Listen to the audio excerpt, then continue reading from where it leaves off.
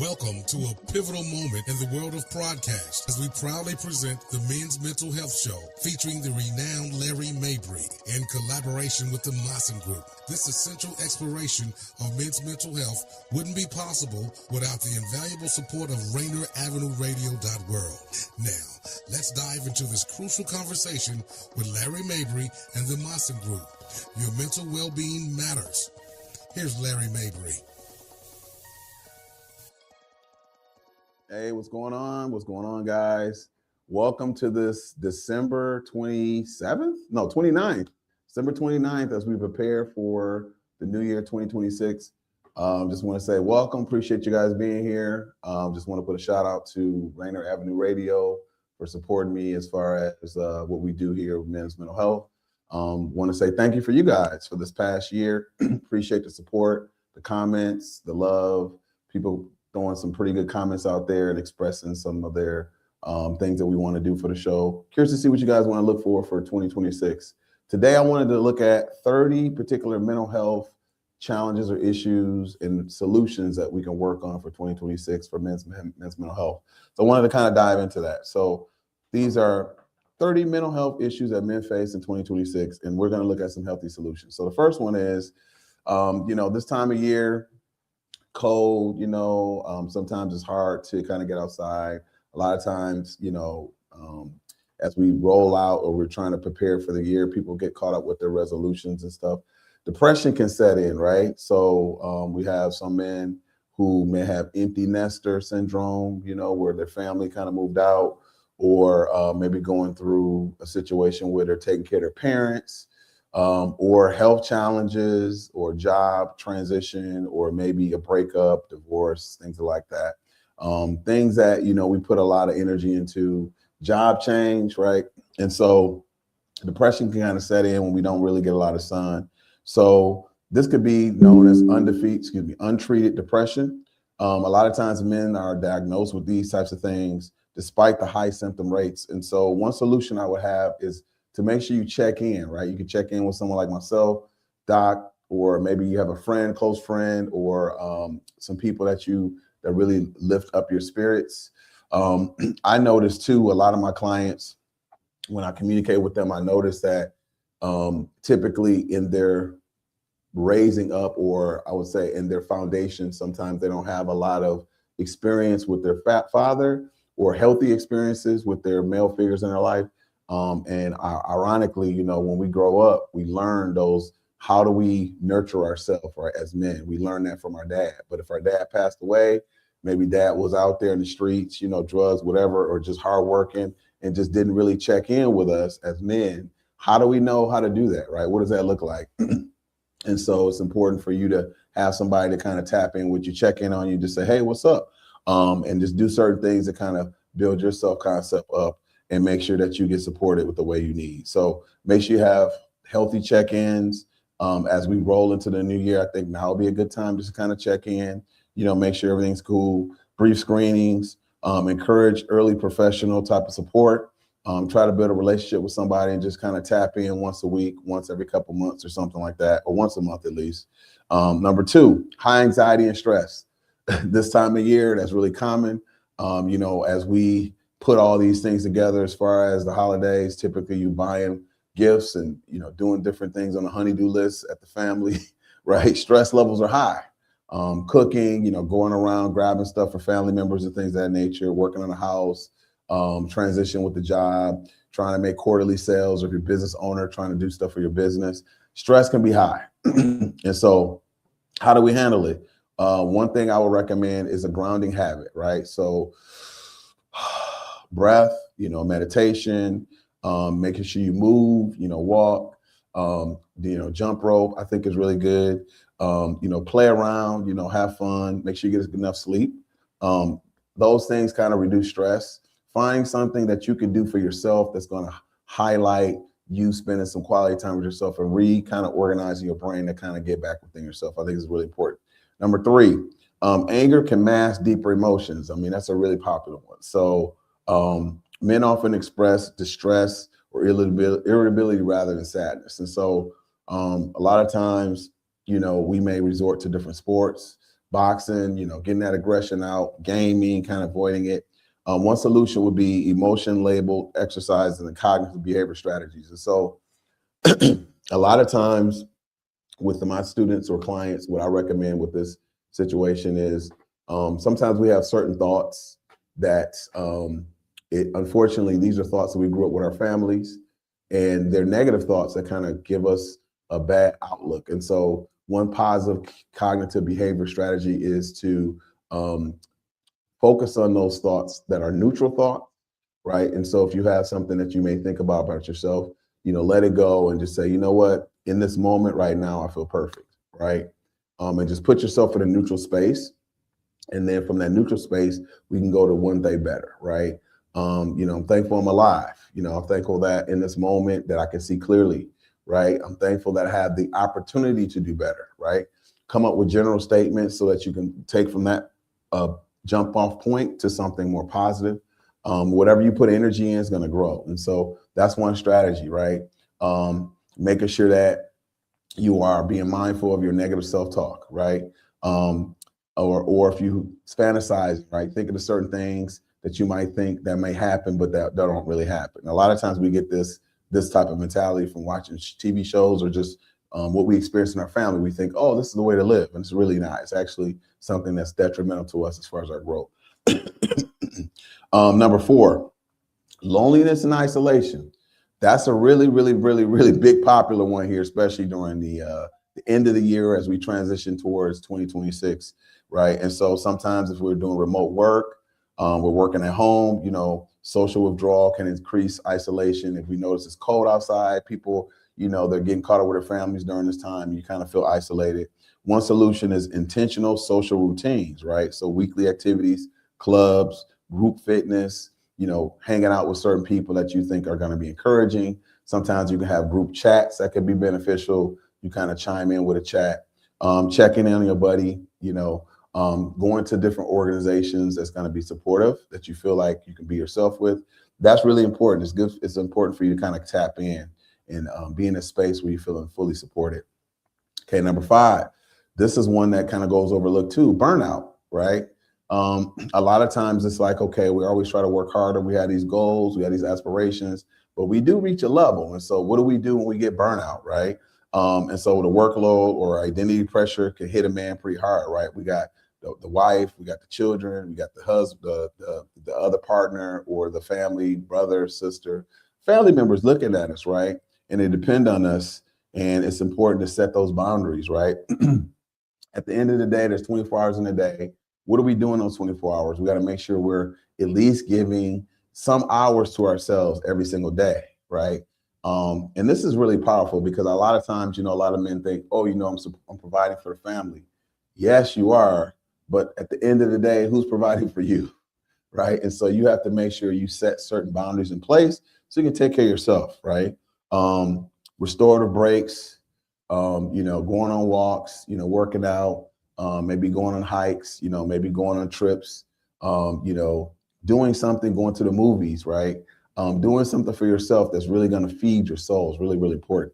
And, I want to talk about that because, sometimes you may be around family members where, you like a certain song or you like a certain music or you like a certain thing that they don't like.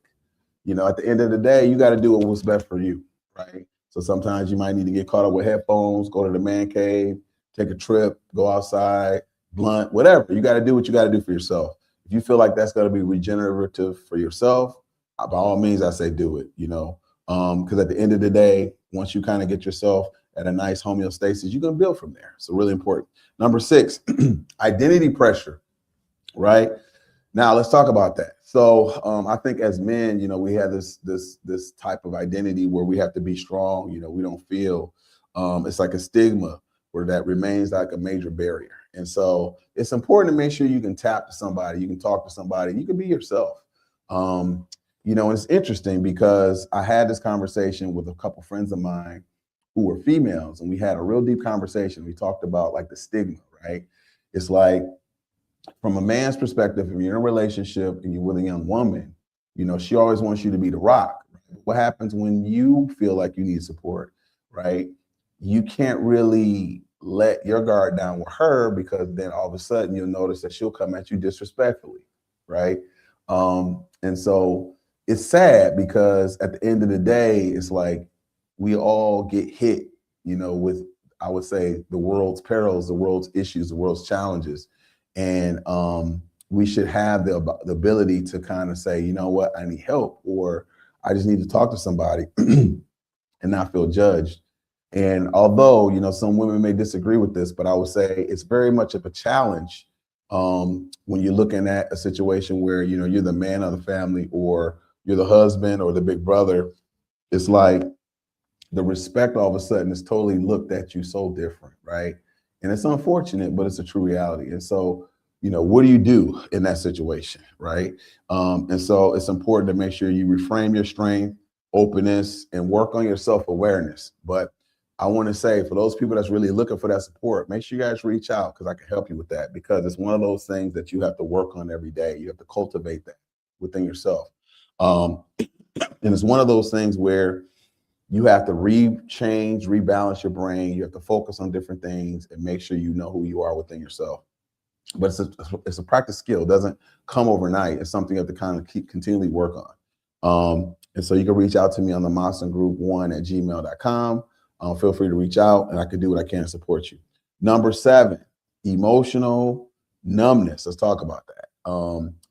A lot of times, through chronic stress, I know for me, because I deal with so many things throughout the week, throughout the month, throughout the year, sometimes you kind of get to a point where you're just like, you know what, give it a name. It's like you have a week where, the tire have an issue, the gas, someone call you, another challenge. They say they're going to send a check. It come later. It piles up. And so at some point you become numb. And so it's important to make sure you develop these mind-body practices, movement, breath work, sensory grounding. Maybe take off your shoes, walk out in the grass. There's grounding socks, things that you can wear, or blankets, things that kind of put you in that space where you feel neutral. And that's really, really important, because what I realized is, as men, stressors are going to come. Like, that's part of life. The key, though, is how we handle those stressors and how we're able to build from there. Okay. Somebody just shouted out. Psychologist. I'm actually a life coach. But I appreciate you shouting out. I'm also affiliated agency counselor with the organization out in Renton. But yeah, I appreciate you. As far as the mental health log, you know what? That's something that we could probably talk about. But I do connect with my clients, and actually we do have certain things we talk about. Unfortunately, that's something that's private between me and that person. But I'm interested to see what you guys think, as far as like, what are some things we could do, right? And so I work with a lot of clients here in Michigan, here in Washington, as well as Michigan, all over the world, actually. A lot of times I'll connect with people who, depending on their walk of life, I'll connect with them via Zoom or Google Meet. But sometimes, we're on the phone, right? All over. So feel free to reach out. Appreciate you guys can shout out. But yeah, I'm a life coach. So definitely have those psychological skill sets. Okay, great. Appreciate you hollering out. All right, number 8, low self-esteem. Often it can be hidden behind achievement, sports. It could, give it a name. It can be hidden behind different types of things that people do. One solution is strength-based therapy. Talking to someone like myself, values-based goal setting. What are your values? Excuse me. What are you putting your energy into? Right. It's important to build on your values. That's key, because what I noticed is when I transitioned from what I was doing before was in the education, I transitioned to what I do as far as life coaching. I noticed that I had backlash from my colleagues from the educational realm. And this is really important to note, because sometimes, you may have something that God is calling you for yourself, but then you have society or family members or different cultures or just different occupational things kind of push you in another direction. And it's important for you to know within yourself what's important for you. Now, granted, there are times, when, you have loved ones and different professionals that give you some good advice, but it's important to make sure you tap in within yourself first to make sure it's right for you. Okay. Number 9, trauma symptoms, right? We all have trauma. We grew up with families and situations. Trauma is a top reason people seek therapy. We have cognitive behavior therapy, we have tap therapy, we have grounding, trauma informed care. These are some things that I do. EMDR, tapping type of things, grounding, having safe relationships. Role playing is really important. How do we go through situations, right? It's important to practice going through certain situations to kind of work through it, right? Grief suppression. Men often avoid expressing grief, right? Again, goes back to, feeling weak, right? Wow, am I the strong man now because I have to express that, I don't feel good about the situation, right? How do we do that? I would say personally, it takes a lot of courage, but it's something you have to cultivate. I know for me, I'm at a place now where I'll just put it out there like it is, but how sometimes it can be a little challenging, right? Because if you're in a venue or around certain people that don't honor that, then they don't really create the space where it's comfortable for you to present that. And so I would say reach out. If you need someone to talk to, I can definitely support you there. Okay. But one solution would be guided grief processing, rituals, supportive conversations, which I can support you there. Number 11, substance misuse. Now, this is powerful because this could be drug related, this could be alcohol related.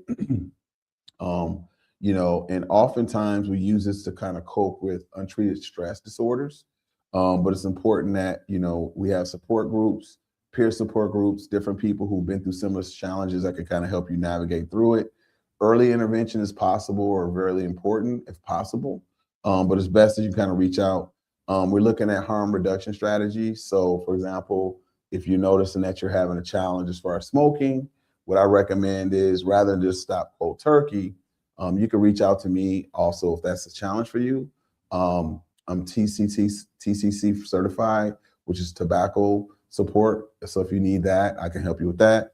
And you might need a transition, right? You might need a nicotine patch or, you might need some other resources to kind of help you get off that particular kick of smoking, if that's something you're interested in, right? And so we'll look at harm reducing type strategies rather than stopping cold turkey, right? Because sometimes you might need a nicotine, you might need it to help you deal with the stress, right? And we do it in such a way that's more organic and holistic to help you out. Okay, number 12, sleep problems. I mean, this time of year, I can see that big time because it gets darker now, 4:30 now, as opposed to getting dark at like 10 o'clock. And our circadian rhythm kind of gets thrown off because now we're feeling tired. I know for me, my schedule's a little different now because we're on a holiday break. And so I'm watching movies and checking stuff out. And I'm feeling tired just because it's looking dark outside, right? And so making sure you limit the technology near you. I think sometimes that could throw you off. Making sure you have consistent routines, showers, walks, things of that nature. Making sure you take care of yourself as far as your sleep, because when you wake up, you're well rested. You're going to have the best thoughts to kind of help you execute your day.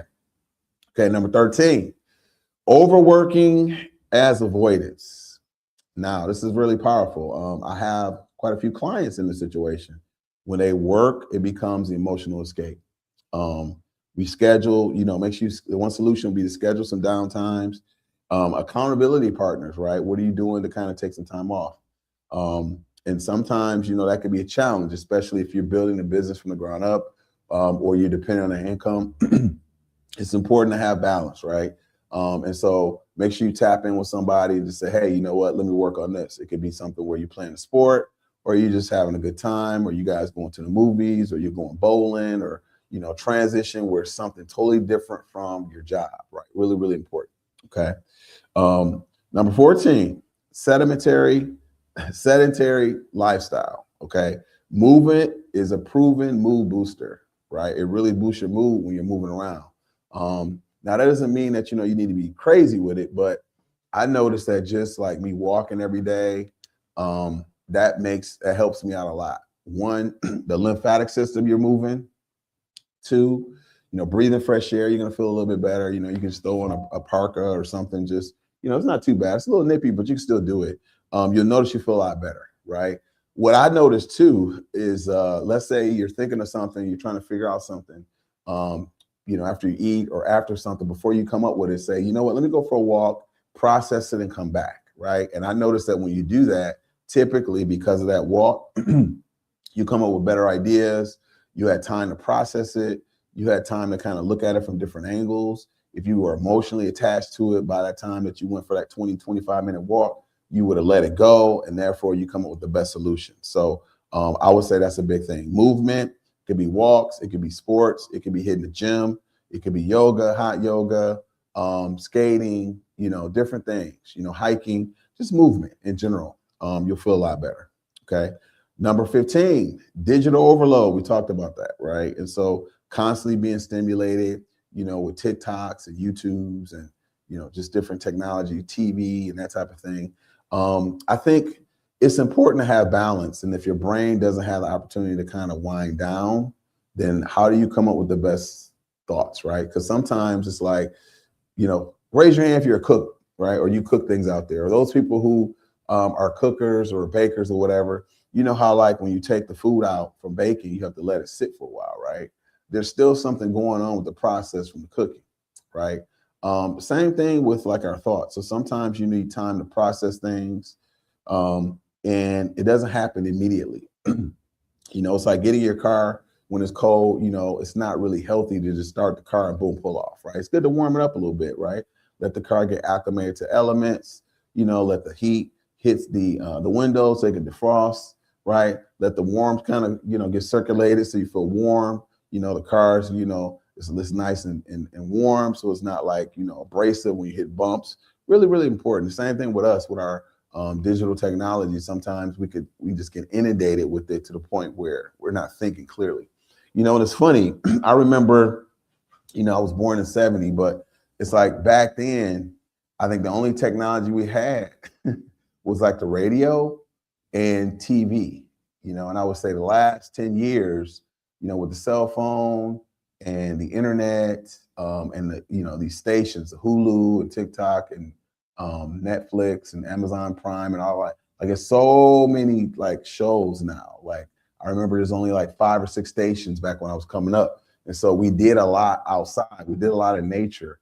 I remember growing up in Detroit, I would spend a lot of time with my grandmother, and we spent a lot of time like in the dirt, right? In the garden and that type of thing. And so I'm sharing this because I feel like as a people, we kind of got away from that. And so think about like how many things we learn by spending time in the garden, right? And I say that because nature, right? Nature provides sunlight to help the actual weeds as well as the flowers grow. There's a lot of insight to helping us kind of self-regulate too, right? You'd be surprised. So anyway, being mindful of that. So make sure that we limit our screen time, digital minimalism. So make sure we cut it off at certain times. 16, and this is one I'm working on, poor diet affecting the mood, right? I notice that if I am stressed out, I'll notice that I want to eat like more chips or, more fatty foods or donuts or something like that, right? And so making sure we have proper nutrition. But I also notice that when I eat healthier foods, that my mind is clear, right? So if I'm eating organic foods, there's this program, it's called Full Circle. I don't think I've shared this with you guys, but I order it every week. And it's just organic farmers in a community, and you order it online, and basically they have certain box sizes, but it's the farmers in the community, all organic foods. And like I've been doing it for several months, and what I've noticed, which has really been powerful, is I've noticed that I eat less, but I'm more full, which is powerful. But it just shows the density of the nutrition, right? And so, but I've noticed before, if I would eat out or eat, certain foods that weren't healthy, I've noticed I would eat more of it to try to make myself full. But because it didn't have as much nutrients, I didn't really feel full. So it's just one of those little caveats that makes a big difference, right? So I can eat less and feel full because I'm getting those nutrient dense calories within my body. And so I'm feeling like I'm fulfilled, right? But that's also a form of self-love. But also make sure you drink enough water, right? Even though the weather's like this, sometimes we can go over with that. So, okay, guys. So I'm going to stop there for now because it looks like we're kind of close to time. But I just want to say I appreciate you guys as far as your support. of the show. We'll kind of come back and talk about the other ones a little bit later. But make sure you guys help support us, make better shows. So donate now on Venmo at Rainier Avenue Radio, or go to rainieravenueradio.world/donate. And make sure you guys shout out to my next person who'll be coming on at 6 o'clock, Dr. Tracy Harrell. Show her some love. She'll be on from 6 o'clock to 7, Better Together, Living Powerfully. Just want to say appreciate you guys showing us some love. We'll see you guys next week. Without further ado, peace.